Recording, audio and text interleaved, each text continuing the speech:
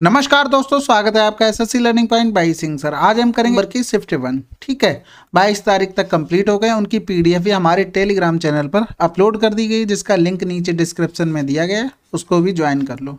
ठीक है, आप लोगों को मज़ा आ रहा है कि नहीं आ रहा, वो तो आप लोग कमेंट करके ही बता सकते हैं कि पेपर सोल्यूशन ठीक है या कुछ इंप्रूवमेंट की ज़रूरत है। आप लोग कमेंट कीजिए और अपना सजेशन दीजिए। चलिए फिर स्टार्ट करते हैं बिना देरी किए हुए। एक व्यक्ति को एक वस्तु पर 7,281 में बेचने पर 10% की हानि होती है। 10% का लाभ प्राप्त करने के लिए उसे इस वस्तु को किस कीमत पर बेचना चाहिए। देखो, 100 रुपए की चीज मान लो, 10% की हानि मतलब 90। अब उसे प्रॉफिट चाहिए कितने का, 110।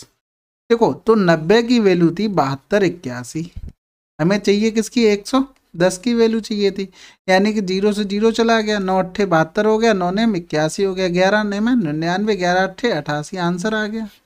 अगला सवाल, यदि 5 आरोही क्रम वाले क्रमिक विषम पूर्णांकों का औसत 11 है तो इनमें से अंतिम 3 का औसत कितना होगा। देखो, 11 हो गया, विषम है। 11 के बाद क्या आएगा, 13। 13 के बाद क्या आएगा, 15। इसके पहले क्या आएगा, 9। 9 के पहले क्या आएगा, 7। ये देखो 5 हो गई। अब ये लिखी किस में है, आरोही क्रम में ही लिखी है। तो अंतिम 3 का बताना था, यानी कि इसका बताना। तो 15 11 26, 26 बटे 2 कर दो, आंसर क्या आ गया, 13 आ गया। अगला सवाल, सूरज एक तय कार्य को उतने ही समय में पूरा कर सकता है जितने समय में मनोज और राजेश मिलकर कर सकते हैं। देखो, सूरज बराबर मनोज प्लस राजेश, यानी कि जितनी इफिशियंसी सूरज की है उतनी मनोज और राजेश की है। ठीक है, यदि राजेश अकेले इस कार्य को 28 दिनों में कर सकता है और सूरज और मनोज मिलकर इस कार्य को 14 दिनों में कर सकते हैं। कौन, सूरज और मनोज कर सकते हैं 14 दिन में। तो मनोज अकेला इस कार्य को कितने दिनों में पूरा कर सकता है। देखो, इनका एलसीएम ले लेते हैं। एलसीएम हो गया 28, इसकी इफिशियंसी 1 आ गई, इसकी 2 आ गई। तो देखो, सूरज और मनोज की इफिशियंसी कितनी है, 2 है। यहाँ से सूरज और मनोज इधर आ जाएगा तो इसकी राजेश की है ना, राजेश ही था कि और कोई था, राजेश था। इसकी इफिशियंसी 1 थी, यानी कि यहाँ पर यस करो, एस माइनस एम बराबर कितना है, 1 है। तो इससे ये काट दो, यानी कि 2s बराबर कितना हो गया, 3। तो s बराबर कितना हो गया, 3/2, यानी कि ये आ गई सूरज की। अब सूरज की यहाँ रख दो, तो सूरज की जैसे ही हम रखेंगे तो मनोज इधर चला जाएगा, यानी 3/2 माइनस का 1 बराबर मनोज आ गया, यानी कि 1/2 किसकी आ गई, मनोज की आ गई। अब इसी से काम करवाना है, यानी 28, 1/2, 2 ऊपर चला गया, 56 आंसर। अगला सवाल, किसी वस्तु को इसके वास्तविक विक्रय मूल्य के 18/25 मूल्य पर बेचने पर 19% की हानि होती है। इसे इसके वास्तविक विक्रय मूल्य पर बेचने पर कितने % का लाभ होगा। देखो, विक्रय मूल्य के 18/25 यानी सेलिंग प्राइस अगर 25 मान लो, तो अब बेचा कितने जा रहा है, इसके 18/25 पे, यानी 18 रुपये में बेचा जा रहा है। जब इसे बेचा गया ना तो 19% की हानि होगी। 100 मान लिया हमने सीपी है, 19% की हानि होगी, 81 होगी। यानी कि जो 18 वैल्यू है वो किसके बराबर होगी, 81 के। तो 25 बराबर निकाल लो यहाँ पर, 81/18 गुणे हो जाएगा 25। तो 9 ने में 81 हो गया, 9 दूनी 18 हो गया, 25 ने में 225 हो गया, बटे हो गया 2। तो 2 एकम 2, 2 एकम 2, 2 दूनी 4, 2 पंजे 10। अब यहाँ देखो, ये 100 से कम किया तो 19%, यही तो लिखा था। 25 में बेच रहे तो प्रॉफिट कितना होगा, 100 से कितना ज़्यादा, 12.5 ज़्यादा, और आंसर आ गया। अगला सवाल, राजेश 1400 में एक साइकिल खरीदता है और उसे 40% की हानि पर बेच देता है। साइकिल का विक्रय मूल्य कितना होगा, कुछ नहीं, 1400 का निकालना था 60%। इसमें पेन चलाने की भी जरूरत नहीं थी, आंसर आ गया 840। अगला सवाल, वह छोटी से छोटी संख्या ज्ञात कीजिए जिसमें 24 95 जोड़ने पर योगफल 6 4 3 से पूर्णतः विभाज्य हो जाए। देखो, 3 से विभाज्य होना चाहिए, यानी कि इसमें मान लो 5 जोड़ दिया तो 5 5 10 हो गया, 0 हो गया, हासिल लगा 1 हो गया, 0 हो गया, ये 24 हो गया और ये 5 हो जाएगा यहाँ पर।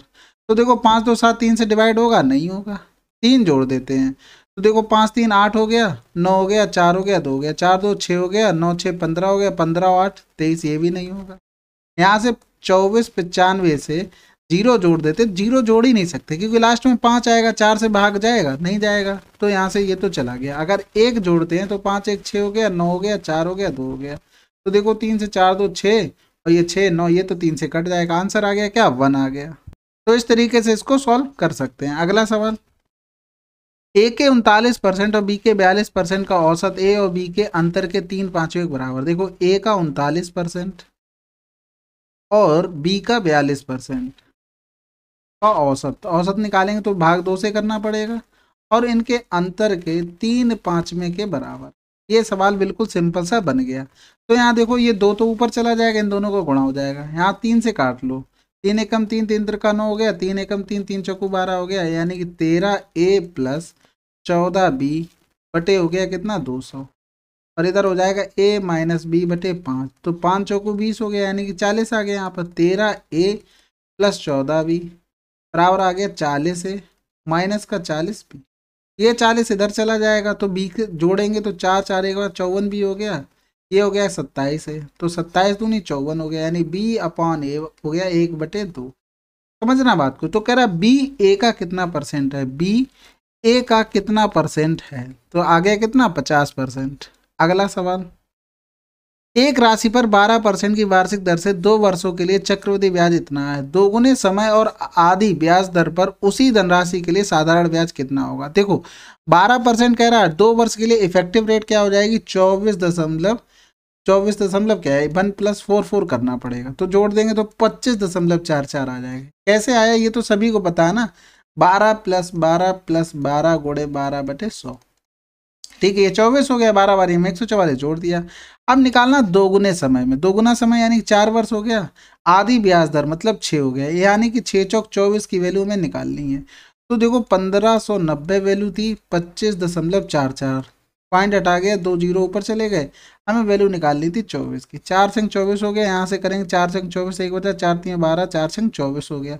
तो देखो 7 से चला जाएगा, 7 नेम 63 हो रहा है, नहीं जाएगा, लेकिन 4 बार देखो जा रहा है, 4 नेम 36 और 15 चौकू 60 और 3 63, यानी कि ये 4 बार पूरा पूरा चला गया, 2 दूनी 4 हो गया, 2 3 6 हो गया, 2 पंजे 10 हो गया, तो यहाँ से 5 3 15, 2 जीरो 1500 आंसर। अगला सवाल, एक आयताकार पार्क 110 मीटर लंबा और 70 मीटर चौड़ा है, 2 क्रॉस पथ जिनमें से प्रत्येक की चौड़ाई 6 मीटर है भुजाओं के समानांतर निर्मित किया जाता है। यदि इन पथों के निर्माण की लागत इतनी है तो इन पथों के निर्माण का कुल लागत कितनी होगी। देखो इस टाइप का सवाल हमने कल बताया था, इसका फार्मूला अगर नहीं देखा तो वीडियो देख लो, नहीं तो फार्मूला तो मैं लिख ही दे रहा हूँ। ये हो गया फार्मूला, तो एक्स की वैल्यू कितनी 6 मीटर है, 110 + 70 हो गया, माइनस का कितना हो गया 6 हो गया, तो ये कितना हो गया 180 हो गया। 180 से अगर 6 घटाएंगे तो 6 × 174 हो गया, इसमें मूल्य कितना 175 लगना था, बस इसका सवाल हमें आंसर बताना था।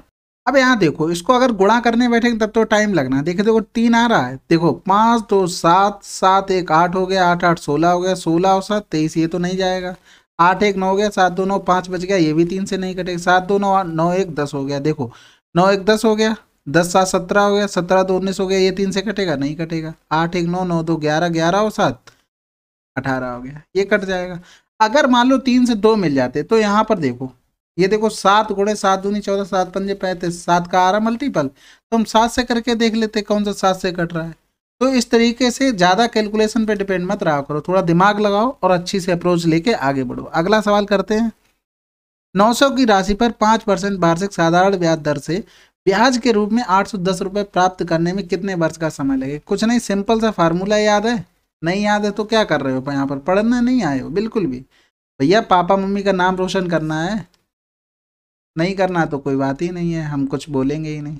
अगला सवाल, ए किसी कार्य को 25 दिनों में पूरा कर सकता है, बी उसी कार्य को 30 दिन में पूरा कर सकता है, यदि दोनों एक साथ मिलकर 5 दिन तक वह कार्य करते हैं तो कार्य कितना शेष बचेगा। देखो ए कर रहा है 25, बी कर रहा है 30, अगर इनका हम लेंगे क्या एलसीएम तो ये आ गया 25 छक्का 150, ये 5 हो गया, 6 5 11 11 एफिशिएंसी 5 दिन काम करेगा तो 55 काम करेगा, 100 से अगर 50 चला गया 100 कितना बचेगा, सॉरी 150 से 50 गया 100 बचेगा, 5 और कम कर दो 95 काम बचा है किससे 150, तो 5 एकम 5 5 ने 45, 5 3 15 हो गया, 19/30 आंसर। अगला सवाल, एक संख्या के 3/8 के आधे का 2/3 40 है, एक संख्या के 3/8 के आधे के 2/3 40 है, ठीक है, तो 2 से 2 चला गया, 3 से 3 चला गया, यानी x बराबर 320 आ गया। इसका हमें निकालना क्या था 80% निकालना था, तो 2 जीरो चले गए, 8 दूनी 16 हो गया, 8 3 24 1 25 हो गया। अगला सवाल,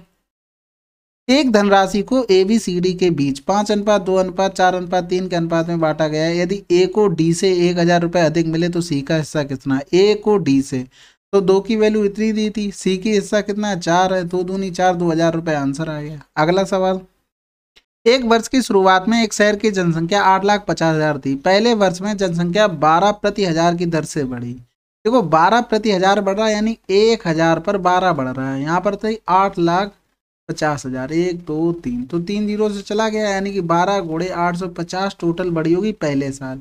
यानी कि 0 12 पंजे 60 हो गया, 12 अट्ठे 96, 96 6 102, 10,200 बढ़ गई। यानी कि 8,50,000 में 10,200 जोड़ दो, ठीक है। तो 0 0 2 0 5 1 6 8, यानी कि इतनी बन गई पहली साल में 86,0200।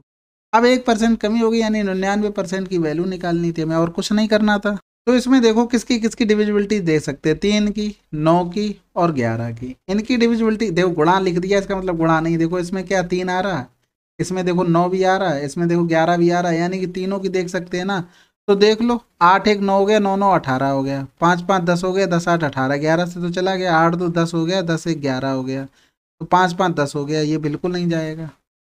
यहाँ देखो 8 7 15 हो गया, 15 4 19 हो गया, 5 1 6 हो गया और 6 6 12 हो गया, ये भी नहीं जाएगा 11 से। 8 2 10 हो गया, 10 4 14 हो गया, 5 3 8 हो गया, 8 8 16 हो गया, तो ये भी नहीं जाएगा। तो आंसर क्या आ गया, फर्स्ट नंबर आंसर आ गया।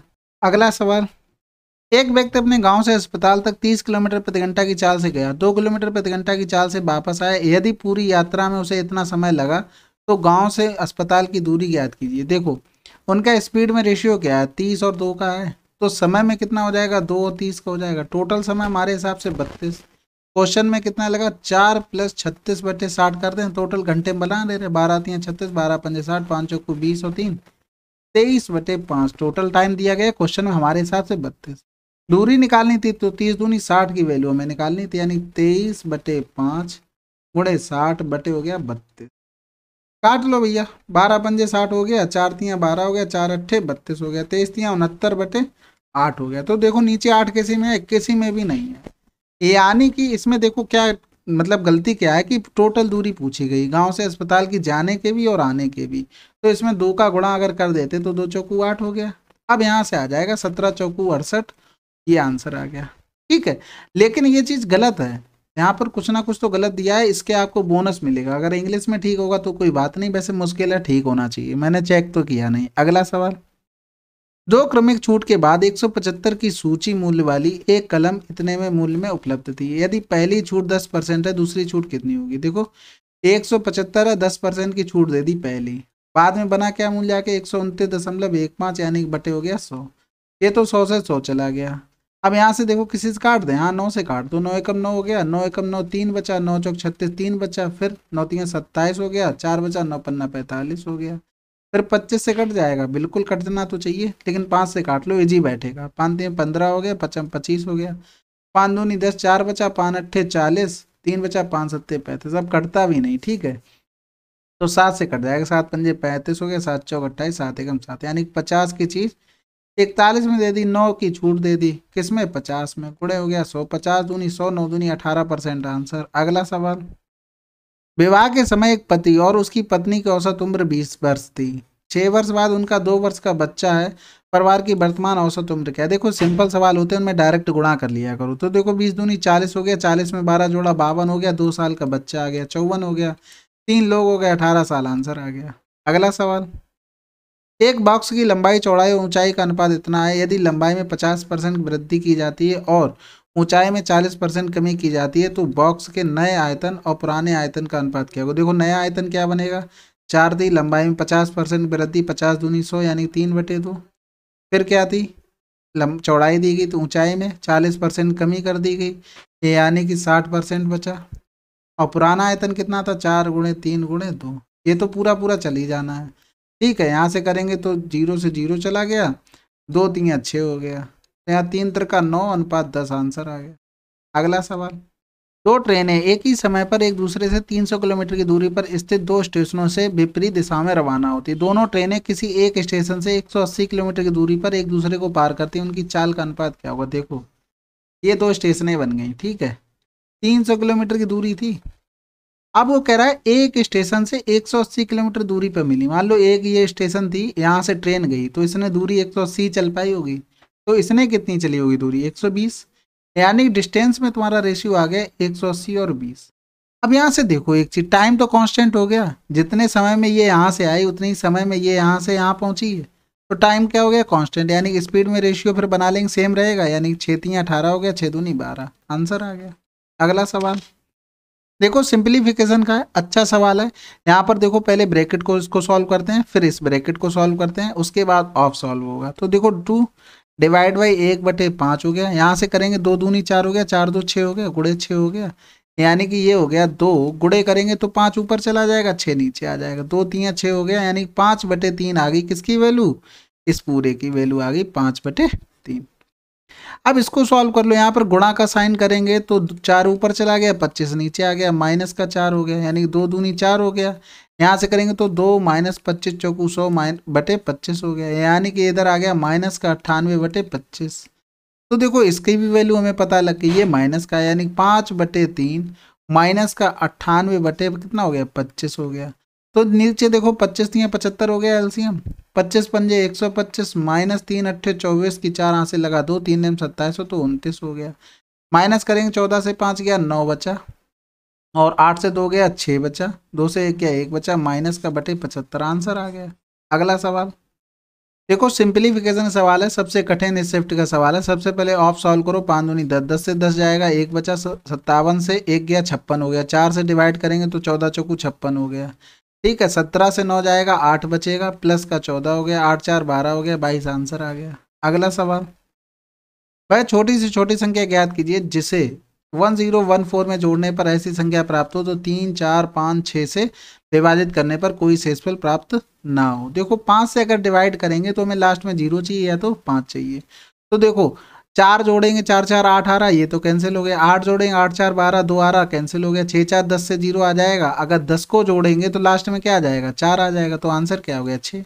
कुछ करना पड़ा नहीं पड़ा, थोड़ा सा दिमाग लगाना पड़ा। अगला सवाल किसी पुस्तक का क्रय मूल्य 250 है, यदि पुस्तक पर दी गई क्रमिक छूट 10%, 15%, 20% तो पुस्तक की कुल छूट ज्ञात कीजिए। देखो 250 क्रय मूल्य है, अब कह रहा है एक पुस्तक पर दी गई क्रमिक छूट इतनी इतनी है। तो देखो 10% क्या ले सकते हैं 1/10, 15% को 3/20, 20% को 1/5, यानी कि 10 से चीज 9 हो गई, 20 से 3 चीज 17 हो गई, 5 से चीज 4 हो गई, 4×5 = 20 हो गया। तो यहाँ 55, 250 आ गया, और 17 ने में कितना होता है 153 हो गया। देखो कितनी छूट दी गई, यानी मान लो 150 से 250 पहुंचते तो 100 चाहिए होता, लेकिन 3 ज़्यादा था, यानी 97 हो गया, 97/250 गुणे हो गया 100, तो 25 चौकू 100 हो गया, 4×7 = 28 हो गया, 4×9 = 36, 2 38 हो गया, 38.8% की छूट दी गई। अगला सवाल यदि अनुपात PQ 2:3 है, QR 3:4 है तो P+Q+R। देखो यहाँ पर Q कॉमन है दोनों जगह, देखो यहाँ पर भी 3 है, यहाँ पर भी 3 है, तो कोई दिक्कत ही नहीं, P+Q 3×2 = 5 हो जाएगा, Q+R 4×3 = 7 हो जाएगा।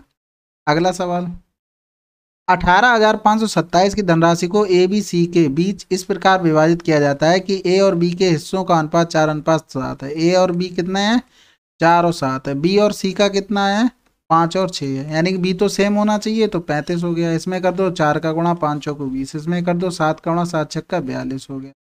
तो 30, 20, 50, 50 और 40 कितना हो गया 90 हो गया, 90 और 5 2 7, 97 की वैल्यू कितनी दी गई 18, 5 2 7। हमें एक का हिस्सा बताना है, यानी कि 20 की वैल्यू बतानी थी, तो सिंपल सा गुणा कर लो, बाकी कुछ करने वाला तो है नहीं।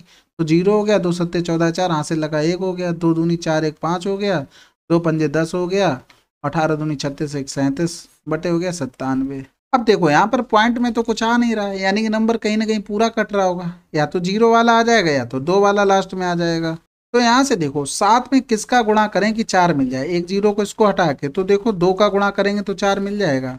तो यहाँ से देखो अगर मोटा मोटा अगर हम करते भी तो यहाँ पर 90 मान लेते हैं, तो अगर 90, क्योंकि यहाँ पर देखो दोनों में 2 है, हो सकता है 0 पूरा पूरा कट गया हो, तो 90 अगर मान के करते 100 मान लो पूरा पूरा, तो अभी अगर मान लिया ज़्यादा ही कर लिया तो आंसर देखो क्या आता, 0 से 0 चला जाता 3705.4। तो देखो आंसर क्या आना चाहिए, ये तो 8000 है, इतना दूर थोड़ी ना चला जाएगा 3700 से, तो आंसर क्या हो गया 3820। अगला सवाल चलिए 23 नवंबर की शिफ्ट 1 कंप्लीट हो गई है, ठीक है। अगर जैसे कभी कभी क्या होता है किसी सवाल में जल्दी जल्दी में मिस्टेक हो जाती है, तो आप लोग कमेंट में बता दिया करो कि इस सवाल में ये गलती हो गई है, या फिर इसको रेक्टिफाई कर लो। धीरे धीरे उसको इम्प्रूव करते जा रहा हूँ, उससे टाइम लगता है हर चीज़ को इम्प्रूव करने में, ऐसा नहीं एक दिन में कुछ भी सीख लेते हो, हर चीज़ में टाइम लगता है। तो उस चीज़ को कमेंट करके बता दिया करो। बाकी आप लोगों को मैं जो पेपर सॉल्यूशन करा रहा हूँ पसंद आ रहा है नहीं आ रहा है वो लाइक किया करो और कमेंट किया करो, ठीक है। चलिए फिर मिलते हैं अगले वीडियो में, तब तक के लिए जय हिंद जय भारत।